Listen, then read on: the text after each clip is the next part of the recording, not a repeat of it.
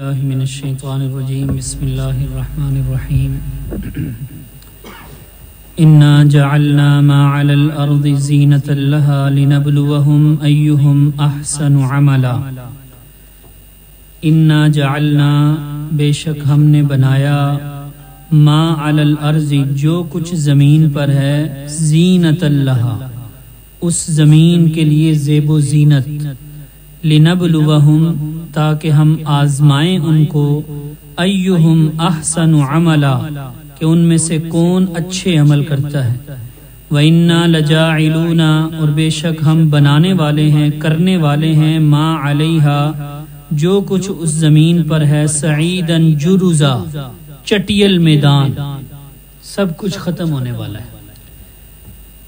اس آیت مبارکہ میں اللہ رب العزت نے فرمایا کہ یہ زمین پر جو کچھ بھی ہے یہ اگرچہ زمین کے لیے زیب و زینت ہے اور یہاں کے رہنے والوں کے لیے بھی زیب و زینت تو ہے، لیکن ان ساری زیب و زینت کا مقصد آزمائش ہے۔ لِنَبْلُوَهُمْ أَيُّهُمْ أَحْسَنُ عَمَلًا کہ دنیا کے اوپر جتنی بھی زیب و زینت ہے ان سب کے ہوتے ہوئے اب ہم نے لوگوں کو آزمانا ہے کہ کیا لوگ اسی زیب و زینت میں مبتلا ہو کر مجھے یاد رکھتے ہیں کہ مجھے بھی بھول جاتے ہیں، اللہ کے احکامات کو بھول جاتے ہیں، یہ یاد رکھتے ہیں۔ یہ ساری دنیا آزمائش کے لیے، جیسے اللہ رب العزت نے دوسرے مقام پہ فرمایا زُيِّنَ لِلنَّاسِ حب الشہوات من النساء والبنین والقناطیر المقنطرہ من الذہب والفضہ والخیل المسومہ والانعام والحرث کہ دنیا میں لوگوں کے لیے ساری چیزیں مزین بنا کر خوش نما بنا کر پیش کر دی گئی۔ اس میں خواہش پرستی کی وجہ سے انسان میں چونکہ خواہش پرستی رکھ دی گئی ہے، جو اچھی چیز نظر آتی ہے اس سے اس کو محبت ہوتی ہے، اس کے پیچھے لگتا ہے۔ اس میں ساری چیزیں اللہ نے ذکر فرمائی، عورتوں سے محبت، اولاد سے محبت، مال و دولت سے محبت، اور سونے چاندی کے ڈیروں سے محبت، کھیتی باڑی سے محبت، چوپایوں سے محبت، تجارت سے محبت، یعنی جتنے بھی شعبے ہیں تمام شعبوں کا اللہ نے تذکرہ فرمایا، اور آخر میں فرمایا ذالک متاع الحیات الدنیا، یہ تو دنیا کا ساز و سامان ہے، یہ ختم ہونے والا ہے۔ اس لیے یہاں بھی فرمایا یہ جتنی بھی ہے بڑی خوبصورت دنیا ہے، لیکن یہ آزمائش ہے اور ایک وقت آنے والا یہ سب کچھ ختم ہو جائے گا۔ ام حسبت ان اصحاب الکہف والرقیم کانوا من آیاتنا عجبا، ام حسبت کیا تو نے یہ سمجھ رکھا ہے، یہ گمان کر لیا ہے، ان اصحاب الکہف کہ بے شک اصحاب کہف غار والے والرقیم اور تختی والے کانوا من آیاتنا عجبا وہ تھے ہماری آیات میں سے عجیب، ہماری عجیب نشانیوں میں سے تھے۔ اس آیت مبارکہ کا مطلب یہ ہے کہ میں نے عرض کیا تھا اس سورت کا شان نزول کہ مشرکین مکہ نے یہودیوں کے علماء سے جا کر پوچھا کہ بھی ہم کیا کریں، بتاؤ اس محمد صلی اللہ علیہ وسلم نامی شخص نے نبوت کا دعویٰ کر دیا ہے، گھر گھر میں لڑائی شروع ہو گئی ہے، کیا کیا جائے؟ انہوں نے بتایا تھا کہ ان سے 3 سوال کرو، پوچھو وہ 7 جو غار میں بندے سوئے تھے ان کا واقعہ بیان کرو، وہ بندہ جس نے پوری دنیا فتح کی تھی ذوالقرنین نامی بادشاہ اس کا تذکرہ کرو، اور روح کی حقیقت بتاؤ۔ یہ 3 سوال کرو اس بندے سے، اگر ان سوالوں میں سے 2 کے جواب دے دے، اصحاب کہف یعنی غار والوں کا واقعہ بھی بیان کر دے اور ذوالقرنین کا بھی تفصیل ذکر کر دے، اور روح کے بارے میں وہ کہے نہیں مجھے اس کا نہیں پتا، اس کے بارے میں تھوڑا علم دیا گیا ہے، تو پھر سمجھو وہ سچا نبی۔ تو اس طرح یہ سوال لے کر آئے، آ کر نبی اسلام سے سوال کیے، آپ نے فرمایا میں کل بتا دوں گا، لیکن کل وحی نہ آئی، 16-17 دن گزر گئے، وحی نہ آئی۔ نبی اسلام پریشان، صحابہ کرام پریشان، کافر اور مشرک اعتراض پہ اعتراض کر رہے ہیں، دیکھو جی اب آپ تو کہتے تھے کہ میں اللہ کا نبی ہوں، آج ہم نے پہلی دفعہ کوئی سوال پوچھا ہے تو آپ جواب ہی نہیں دے رہے، تو نبی اسلام اور پریشان ہوتے۔ بالآخر وحی آئی، اور وحی میں سب سے پہلے یہ فرمایا گیا کہ آپ نے جو یہ کہہ دیا تھا نا کہ میں کل بتا دوں گا اور انشاءاللہ نہیں کہا تھا،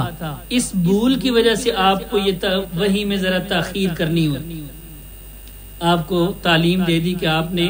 آئندہ اگر کوئی بات کہنی ہے تو انشاءاللہ ضرور کہنا۔ پھر یہ سورت نازل ہوئی اور اس میں سارا یہ واقعہ بیان کیا۔ تو اس آیت میں اللہ نے فرمایا تم نے کیا سمجھ رکھا ہے کہ اصحاب کہف والا واقعہ کوئی بڑا عجیب واقعہ ہے؟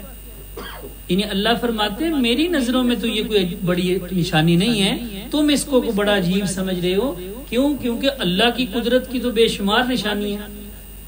اللہ کی قدرت کی نشانیوں کو اگر دیکھا جائے تو یہ تو کچھ بھی نہیں کہ چند بندے جو ہیں وہ کچھ عرصہ تک 309 سال تک وہ غار کے اندر سوئے رہے. اللہ کی اگر قدرت کی نشانیوں کو بندہ ہم دیکھیں، اصل میں بہت ساری قدرت کی نشانیاں جو ہمارے سامنے ہیں، لیکن چونکہ ہم ان کو روزانہ دیکھتے ہیں تو اس لیے کوئی غور و فکر نہیں کرتے.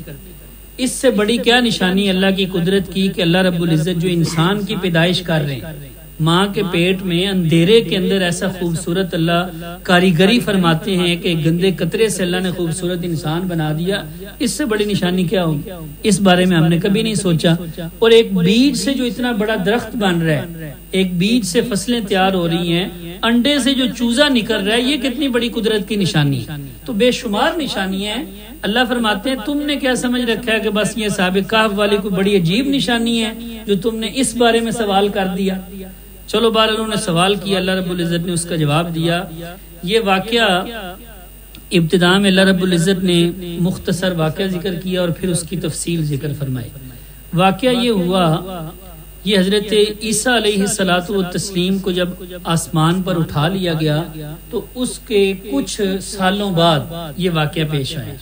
ان کے کچھ سالوں بعد جو لوگ تھے، چونکہ پہلے بھی حضرت عیسیٰ علیہ السلام کے زمانے میں بھی بہت کم لوگ جو تھے وہ عیسائی بنے اور حضرت عیسیٰ پر ایمان لائے تھے، اکثر یہودی ہی تھے. بعد میں لوگ عیسائی بنے. حضرت عیسیٰ علیہ السلام کے کچھ عرصے کے بعد ایک بادشاہ آیا، دقیانوس نامی بادشاہ. وہ بادشاہ بت پرست تھا، بتوں کی پوجا پاٹ کرواتا، اپنی بھی پوجا کرواتا، اپنا بھی اس نے دعویٰ کیا ہوا تھا کہ میری عبادت کرو، اور بتوں کی بھی پوجا پاٹ کرواتا تھا. اس کے زمانے میں چند نوجوان تھے، اسی کے وزیروں اور مشیروں کے بیٹے تھے. وہ نوجوان تھے، اللہ رب العزت نے ان کے دلوں میں توحید ڈال دی. وہ کچھ نہ کچھ جو پہلے حضرت عیسیٰ علیہ السلام کی تعلیمات باقی تھیں وہ ان تک پہنچی اور وہ توحید پرست بن گئے. وہ یہ بت پرستی کو اور شرک کو ان کے دل میں نفرت پیدا ہو گئی.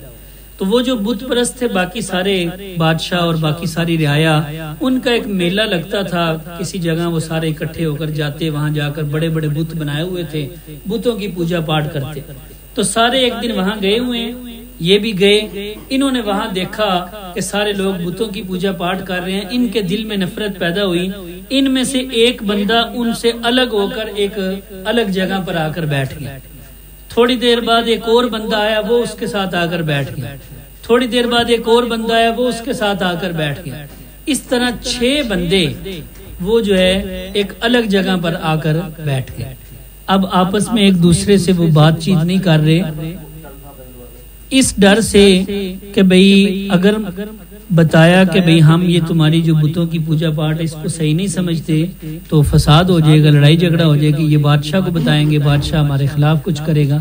بہرحال ایک جوان نے ان میں سے ہمت کی کہ بھئی ہم باقی سارے بتوں کی پوجا پاٹ کر رہے ہیں، ہم یہاں الگ آ کر جو بیٹھ گئے ہیں تو کیا مقصد ہے، کیوں ہم یہاں الگ آ کر بیٹھ گئے. تو ایک نے بتایا کہ بھئی میں یہ جو عبادت کر رہے ہیں نا بتوں کی، میرا دل نہیں مانتا کہ ان کی عبادت کی جائے. سب کچھ بنانے والا جب اللہ ہے تو پھر اللہ کی عبادت کرنی چاہیے. جب اس نے یہ ہمت کی تو باقی سب نے بھی کہا ہم بھی یہی کہتے ہیں، ہمارا بھی یہی ذہن ہے کہ عبادت صرف اللہ کی ہونی چاہیے. اس طرح وہ 6 نوجوان ملے، ان کے ذہن ملے، وہ آپس میں ان کی جو ہے نا وہ دوست بن گئے. اب انہوں نے آپس میں مشورہ کیا کہ کیا کیا جائے. اگر ہم اس بات کو لوگوں کے سامنے بتاتے ہیں تو بادشاہ تک بات پہنچ جائے گی، بادشاہ جو ہے وہ ہمیں ہمارے سزا دے گا. بہرحال انہوں نے الگ کسی جگہ مقرر کر لی اور وہاں اپنی عبادت شروع کر دی اللہ کی. لیکن بات نکل گئی، لوگوں نے دیکھا، چغلیاں شروع ہوئی، بات بادشاہ تک پہنچ گئی. بادشاہ نے ان کو بلایا اور ان کو کہا کہ بھئی چند دنوں کی مہلت ہے، میں کسی سفر پہ جا رہا ہوں، واپسی پر جو ہے میں تم سے پوچھوں گا، اگر تم نے اس نئے دین کو نہ چھوڑا، ہماری طرف نہ آئے، بت پرستی شروع نہ کی تو ہم تمہیں قتل کروا دیں. اس موقع پر جب بادشاہ نے ان کو بلایا تو انہوں نے بادشاہ کے سامنے اللہ کا پیغام توحید سنایا. وہ آگے آ رہے ہیں کہ اللہ رب العزت نے ان کو ہمت دی اور انہوں نے بادشاہ کے سامنے بیان کیا. اللہ فرماتے ہیں ہم نے ان کے دلوں کو مضبوط کر دیا, ان کو ہمت دی کہ انہوں نے بادشاہ کے سامنے اعلان توحید کیا کہ ہمارا رب وہ ہے جو آسمان و زمین کا رب ہے, ہم اللہ کے سوا کسی اور کو نہیں پکاریں. بادشاہ سفر پہ چلا گیا. انہوں نے پیچھے مشورہ کیا کہ بہتر یہی ہے کہ اب ہم یہاں سے نکل جائیں. اس زمانے میں حضرت عیسیٰ علیہ السلام کی شریعت میں یہ اجازت تھی رہبانیت کی کہ اگر آپ کو اپنے علاقے میں کوئی دین پر عمل نہیں کرنے دیتا تو آپ ہجرت کر جائیں. وہ ہجرت کر کے نکلے. انہوں نے مشورہ کر لیا کہ کسی غار میں چلے جاتے ہیں, وہاں جا کر چھپ جاتے ہیں, پھر بعد میں دیکھیں گے کیا کرنا. وہ غار میں گئے اور غار میں جا کر لیٹے. ان کو نیند آئی, اللہ رب العزت نے ان پر نیند طاری کی اور وہ 309 سال وہاں سوئے رہے. 309 سال کا عرصہ گزر گیا وہ سوئے ہوئے. اب جب اٹھے اللہ رب العزت نے ان کو اٹھایا, تو جب اٹھے تو اب ایک دوسرے سے سوال کرنے لگے کہ ہم کتنی دیر یہاں سوئے, کتنی دیر ہو گئی. کسی نے کہا 1 دن ہو گیا ہے, کسی نے کہا نہیں ابھی تو آدھا دن ہوا ہے. یعنی حساب لگایا میں کہ ہم کس وقت آئے تھے, سورج کہاں تھا, اب شام ہونے والی ہے. تو کسی نے کہا 1 دن ہو گیا, کسی نے کہا ابھی تو آدھا دن ہوا ہے. تو تیسرے نے کہا چھوڑو اس بات کو, کتنے دن ہوئے. یہ تو ان کے ذہن میں بھی نہیں تھا کہ اتنا عرصہ گزر جائے گا, 300 سال گزر جائیں گے. انہوں نے کہا چھوڑو جتنا بھی ہوا ہے سوئے ہیں, بھوک لگی ہوئی ہے, کسی بندے کو بھیجو باہر سے کھانا لے کر. ان کے پاس کو جو جیب میں کوئی سکے وغیرہ تھے وہ سکے نکالے, ایک بندے کو دیے اور کہا انہیں اپنوں میں سے ایک کو کہ جا کر باہر سے کھانا لے کر آؤ, لیکن پاکیزہ اور حلال کھانا لے کر آنا. یہ بات کیوں کہی کہ ان کے ذہن میں یہی تھا کہ اسی دقیانوس بادشاہ کا زمانہ ہے, بت پرستی ہو رہی ہے, لوگ بتوں کے نام پر نظر و نیاز منت منوتی چڑھاوے چڑھاتے ہیں اور غیر اللہ کے نام کی نظر و نیاز چل رہی ہوگی تو وہ تو ہم نے نہیں کھانی. اس لیے انہوں نے کہا پاکیزہ اور حلال کھانا لے کر. اب جب وہ ایک بندہ ان میں سے وہ پیسے لے کر گیا, باہر نکلا تو وہ دیکھ رہا حالات ہی سارے بدلے ہوئے ہیں. بہرحال اس نے بازار تلاش کیا, دکان پہ گیا, اس سے کوئی کھانے کے لیے کوئی چیز مانگی تو پیسے جب دیے, وہ سکے دیے, تو وہ دکاندار جو ہے سکہ کبھی دیکھے, کبھی اس مولوی کو دیکھے کہ بھئی یہ کدھر سے آ گئے یہ سکہ لے کر. اس نے کہا بھی کیا ہوا؟ اس نے کہا یہ کس کے کہاں سے لائے ہو سکہ, یہ پیسے کہاں سے لائے ہو, کوئی خزانہ ملا ہے تمہیں؟ اس نے کہا نہیں خزانے والی کیا بات ہے, میرے اپنے پیسے. اس نے کہا اپنے کیسے پیسے, یہ تو 300 سال پرانا سکہ ہے. 300 سال پرانی, یعنی جس طرح بادشاہ بدلتے تھے تو وہ سکہ بھی بدل جاتا تھا. تو اس اعتبار سے انہوں نے کہا یہ تو 300 سال پرانا سکہ ہے. اور یہ جو اصحاب کہف کے 7 بندے, یہ 6 بندے نکلے تھے, درمیان راستے میں ان کو ایک 7واں بندہ ملا تھا جو بکریاں چرا رہا تھا.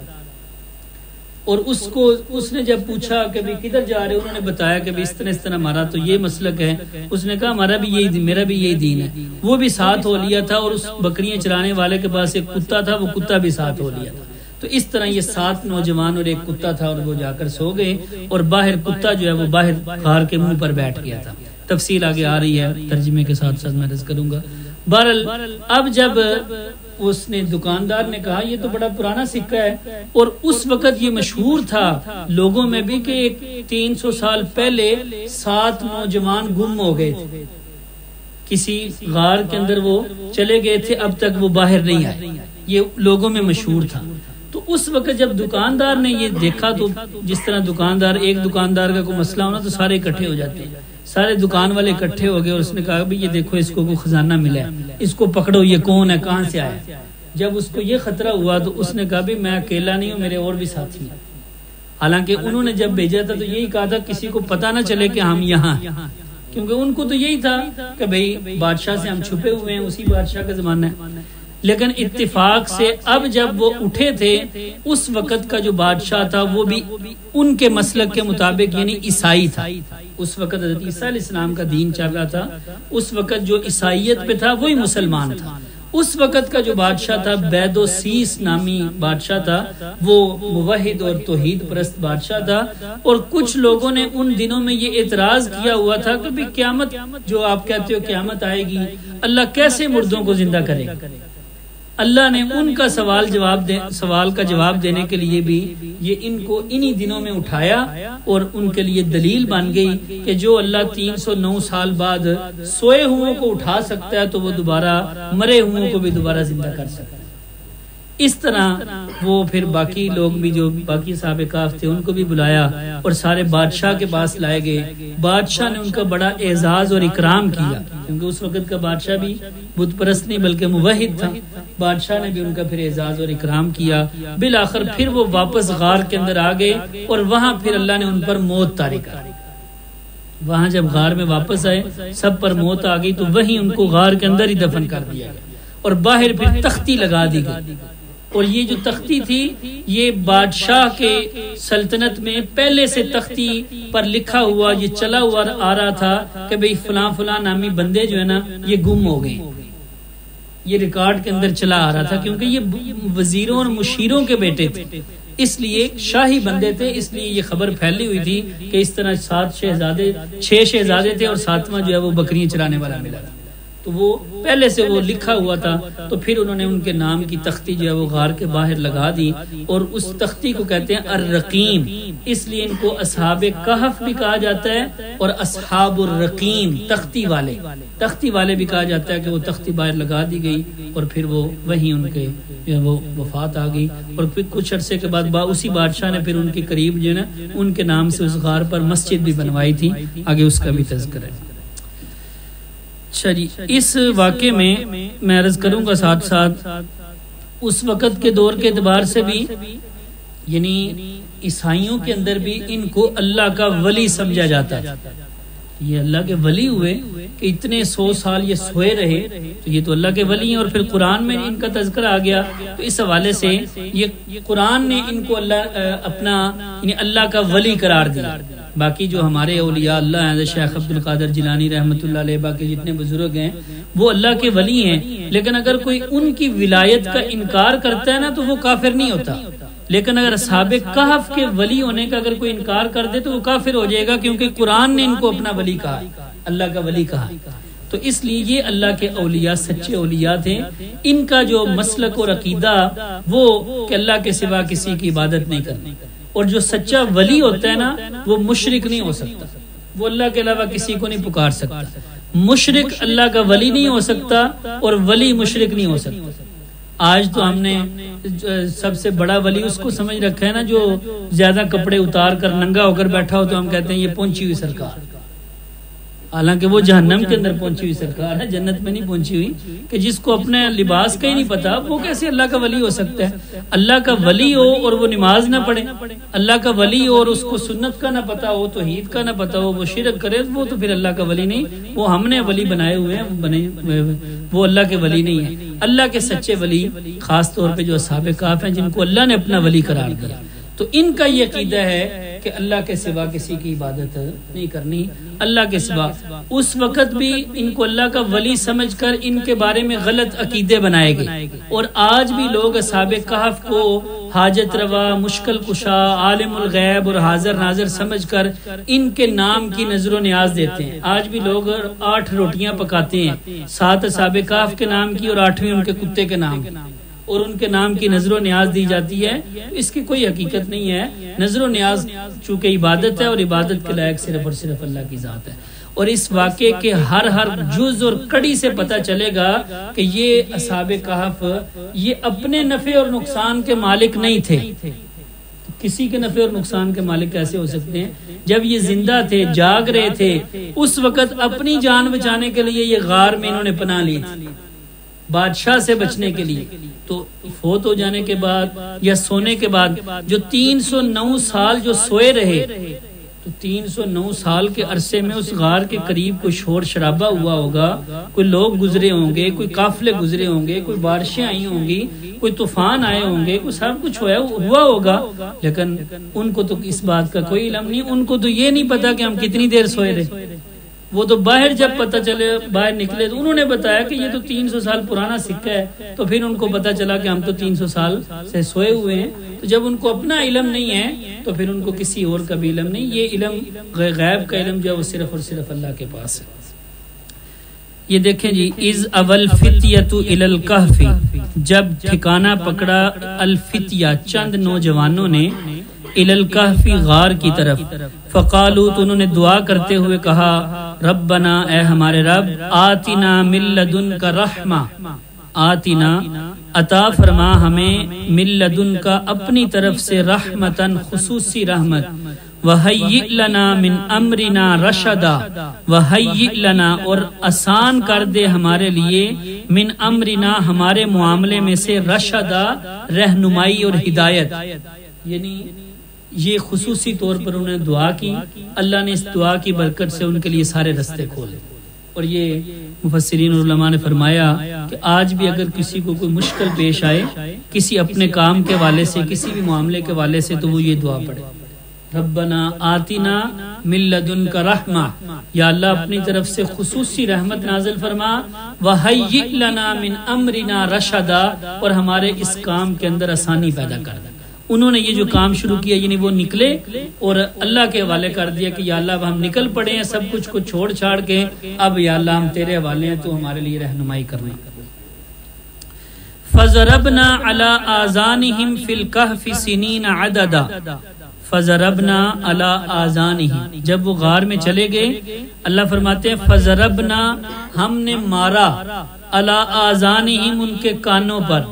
یعنی ہم نے ان کو تھپکی دے کر سلایا، ان کے کانوں پر تھپکی دی اور ان کو ہم نے سلایا، فی الکہف غار کے اندر، سنین عددا کئی سال، آگے تفصیل آ رہی ہے، 300 سال، اور وزداد 309 سال۔ یہاں جو فرمایا فضربنا علی آذانہم، ہم نے ان کے کانوں پر تھپکی دی اور ان کو سلایا، حالانکہ جب سلایا جاتا ہے تو وہ آنکھوں کا تذکرہ کیا جاتا ہے کہ ہم نے ان کی آنکھوں کو بند کر دیا، لیکن یہاں کانوں کا تذکرہ کیا، اور یہ اشارہ ہے گہری نیند کی طرف۔ جب بندہ سونے لگتا ہے نا، نیند جب شروع میں آتی ہے، اول النوم، پہلی یعنی جب بیٹھے بیٹھے اونگ آ جائے تب، یا جب لیٹے تو جب نیند شروع ہوتی ہے نا، اس وقت آنکھیں بند ہو جاتی ہیں لیکن کان ابھی چل رہے ہوتے ہیں۔ قریب بیٹھا اگر کوئی بندہ بات کر رہا ہونا تو تھوڑا بندہ سن رہا ہوتا ہے، لیکن جب گہری نیند آ جاتی ہے پھر کان بھی بند ہو جاتے ہیں، پھر کان بھی نہیں سن سکتے، پھر وہ سو جاتا ہے۔ جب تھوڑی ہلکی نیند میں ہوتا ہے نا، اس وقت وہ سن رہا ہوتا ہے لیکن تھوڑی نیند بھی آ رہی ہوتی ہے، اس لیے اللہ نے فرمایا ہم نے ان کے کانوں پر تھپکیاں دی، یعنی ان کو گہری نیند سلا دی، اور وہ غار کے اندر کئی سو سال سوئے رہے۔ ثم بعثناہم، پھر ہم نے ان کو اٹھایا، لنعلم ای الحزبین، تاکہ ہم جان لیں، علم یعلم کا معنی ہوتا ہے جاننا، تاکہ ہم جان لیں، لیکن یہاں جاننا ترجمہ نہیں، اگر یہ کہا جائے کہ اللہ فرماتے ہیں تاکہ ہم جان لیں، حالانکہ اللہ تو پہلے سے جانتا ہے، اس وقت جب اللہ اپنی طرف علم کی نسبت کرتے ہیں تو اس کا معنی ہوتا ہے ظاہر کرنا، ہم نے ان کو دوبارہ زندہ کیا تاکہ ہم لوگوں کے سامنے ظاہر کریں، ای الحزبین احصا لما لبثوا امدا، جب وہ اٹھے تھے نا تو ان کے 2 گروہ بن گئے تھے، ایک گروہ کہنے لگا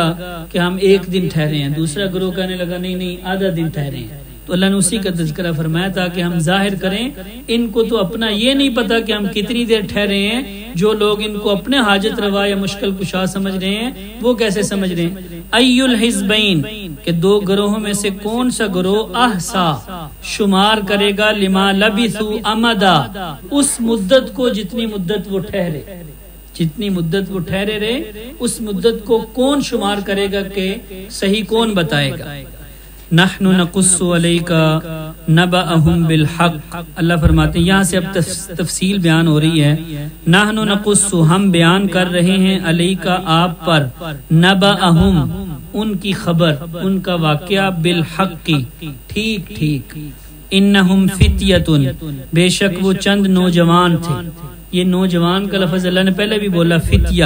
اور یہ اصل میں اشارہ دیا اس بات کی طرف کہ جب تک بندہ نوجوان ہونا اس وقت تک اس کا ذہن خالی ہوتا ہے، اس کی جس طرح آپ تربیت کر دیں گے، جو اس کے ذہن میں بٹھا دیں گے وہ بیٹھ جائے، لیکن جب کسی خاص مسلک پر، کسی خاص عقیدے پر اگر بندہ بوڑھا ہو جائے نا تو پھر اس بوڑھے کو واپس لانا مشکل ہو جاتا ہے، جوان کی جو ہے نا وہ واپسی آسان ہے بنسبت بوڑھے کے، اس لیے فرمایا وہ چند نوجوان تھے آمنوا بربہم، اپنے رب پر ایمان لائے، وزدناہم ہدا، ہم نے ان کو زیادہ کیا ہدایت میں، ہم نے ان کی رہنمائی کی اور ہم نے ان کو استقامت اختیار دی۔ وربطنا علی قلوبہم، وربطنا ہم نے مضبوط کر دیا علی قلوبہم ان کے دلوں کو، اذ قاموا جب وہ کھڑے ہوئے بادشاہ کے سامنے، فقالوا تو انہوں نے کہا ربنا رب السماوات والارض، ہمارا رب وہ رب ہے جو آسمان و زمین کا رب ہے، لن ندعو من دونہ، ہم ہرگز نہیں پکاریں گے، لن ندعو ہرگز نہیں ہم عبادت کریں گے، من دونہ اللہ کے سوا، الہن کسی اور الہ اور معبود کی، اللہ کے سوا کسی کو ہم نہیں پکاریں گے، لقد قلنا اذن شططا، لقد قلنا اذن اگر البتہ ہم نے اس وقت یہ کہا، یعنی اللہ کے علاوہ اگر ہم نے کسی اور کو پکارا تو لقد قلنا اذن شططا، ہم یہ بڑی زیادتی والی بات کہیں گے، یہ بڑی نافرمانی والی بات ہو جائے گی کہ سب کچھ کرنے والی ذات اللہ کی ہے اور ہم اللہ کو چھوڑ کر کسی اور کو پکاریں۔ اب انہوں نے کہا ہاؤلائی قومنا، یہ جو ہماری قوم ہے، اتخذوا من دونہ آلہہ، انہوں نے اللہ کے سوا اور معبود بنا لیے ہیں، لیکن دلیل ان کے پاس کوئی نہیں، لولا یأتون علیہم، کیوں نہیں یہ لے کر آتے علیہم ان معبودوں کی عبادت پر، بسلطان بین کوئی واضح دلیل، کوئی واضح دلیل تو پیش کریں کہ اللہ کے سوا کوئی اور بھی عبادت کے لائق ہے۔ فمن اظلم ممن افترا علی اللہ کذبا، کون بڑا ظالم ہے اس شخص سے جو اللہ پر جھوٹ باندھے، یعنی اس سے بڑا ظالم کوئی نہیں، سب سے بڑا ظالم وہ ہے جو اللہ پر جھوٹ باندھے، اور اللہ پر جھوٹ باندھنے کا مطلب اللہ کے ساتھ کسی کو شریک بنانا، شریک بنانے کا مطلب یہ ہوتا ہے وہ یہ کہنا چاہتا ہے اللہ نے کچھ اختیار اس کو دے دیے، جب یہ کہہ رہا ہے کہ اللہ نے اختیار دے دیے تو یہ اللہ پر جھوٹ باندھ رہا ہے، اللہ نے تو اختیار کسی کو نہیں دیے۔ وَإِذِ اعْتَزَلْتُمُوهُمْ، اب انہوں نے آپس میں مشورہ کیا، وَإِذِ اعْتَزَلْتُمُوهُمْ کہ جب تم الگ ہو گئے ہو ان اپنی قوم والوں سے، وَمَا يَعْبُدُونَ اور ان سے بھی جن کی یہ عبادت کرتے ہیں، إِلَّا اللَّهِ سوائے اللہ کے، اللہ سے الگ نہیں ہوئے بلکہ اللہ کے لیے اپنی قوم سے بھی الگ ہو گئے۔ اب انہوں نے کہا فَأْوُوا إِلَى الْكَهْفِ، اب ٹھکانہ پکڑو غار کی طرف، ینشر لکم ربکم من رحمتی، ینشر لکم پھیلا دے گا، کھول دے گا تمہارے لیے، ربکم تمہارا رب، من رحمتی اپنی رحمت کے دروازے۔ انہوں نے جو دعا کی تھی نا ربنا آتنا من لدنک رحمہ، وہ اس دعا پر ان کو اپنی دعا پر اتنا یقین تھا کہ وہ کہہ رہے ہیں اب نکلو انشاءاللہ اللہ رحمت کرے گا۔ وَيُهَيِّئْ لَكُم مِّنْ أَمْرِكُم مِّرْفَقًا اور آسان کر دے گا تمہارے لیے تمہارے معاملے میں، مرفقا آسانی کرنا، وہی دونوں چیزیں جو دعا میں دو چیزیں آئی تھی، ربنا آتنا من لدنک رحمہ وَهَيِّئْ لَنَا مِنْ أَمْرِنَا رَشَدًا، یہاں بھی انہی دونوں چیزوں کا تذکرہ کیا، ینشر لکم ربکم من رحمتہ وَيُهَيِّئْ لَكُم مِّنْ أَمْرِكُم مِّرْفَقًا۔ آگے تذکرہ ہے غار کے اندر جب وہ چلے گئے تھے تو غار میں اللہ رب العزت نے ان کی پھر حفاظت کس کس طریقے سے کی، کہیں وہاں ان پر معجزات اور کرامات ظاہر ہوئی کہ کس کس طریقے سے اللہ رب العزت نے ان کی حفاظت فرمائی، وہ انشاءاللہ اگلی دفعہ اللہ سمجھنے کی توفیق عطا فرمائے۔ الحمدللہ رب العالمین والعاقبۃ للمتقین والصلاۃ والسلام علی سید الرسل وخاتم الانبیاء والمرسلین، یا ذا الجلال والاکرام، یا راحم المساکین، یا ارحم الراحمین، یا حی یا قیوم برحمتک نستغیث۔ اللہم صلی علی محمد وعلی آل محمد کما صلیت علی ابراہیم وعلی آل ابراہیم انک حمید مجید۔ اللہم بارک علی محمد وعلی آل محمد کما بارکت علی ابراہیم وعلی آل ابراہیم انک حمید مجید۔ ربنا ظلمنا انفسنا وان لم تغفر لنا وترحمنا لنكونن من الخاسرين۔ ربنا آتنا في الدنيا حسنة وفي الآخرة حسنة وقنا عذاب النار۔ ربنا آتنا من لدنك رحمة وهيئ لنا من أمرنا رشدا۔ ربنا لا تزغ قلوبنا بعد إذ هديتنا وهب لنا من لدنك رحمة إنك أنت الوهاب۔ ربنا لا تؤاخذنا إن نسينا واخطأنا ربنا ولا تحمل علينا إصرا كما حملته على الذين من قبلنا ربنا ولا تحملنا ما لا طاقة لنا به واعف عنا واغفر لنا وارحمنا أنت مولانا فانصرنا على القوم الكافرين ربنا هب لنا من أزواجنا وذرياتنا قرة أعين واجعلنا للمتقين إماما۔ یا اللہ ہم سب کے صغیرہ کبیرہ گناہوں کو معاف فرما۔ یا اللہ ہم ہر قسم کے گناہوں سے توبہ کرتے ہیں، یا اللہ ہماری توبہ قبول فرما۔ یا اللہ ہر قسم کے گناہوں سے محفوظ رہنے کی توفیق عطا فرما،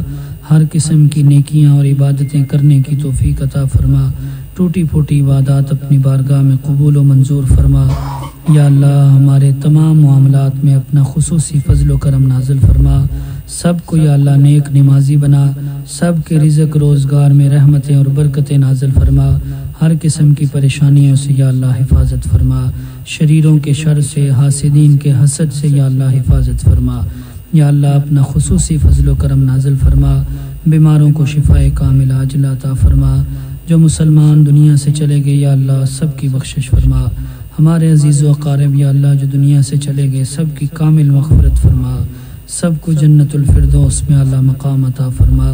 یا اللہ ہم نے بھی جانا ہے، ہم نے بھی مرنا ہے، ہمیں بھی آخرت کی تیاری کی توفیق عطا فرما، قرآن مجید کو سمجھنے کی اور اس پر عمل کرنے کی توفیق عطا فرما۔ صلی اللہ تعالی علی خیر خلقہ محمد و آلہ و صحبہ اجمعین برحمتک یا رب۔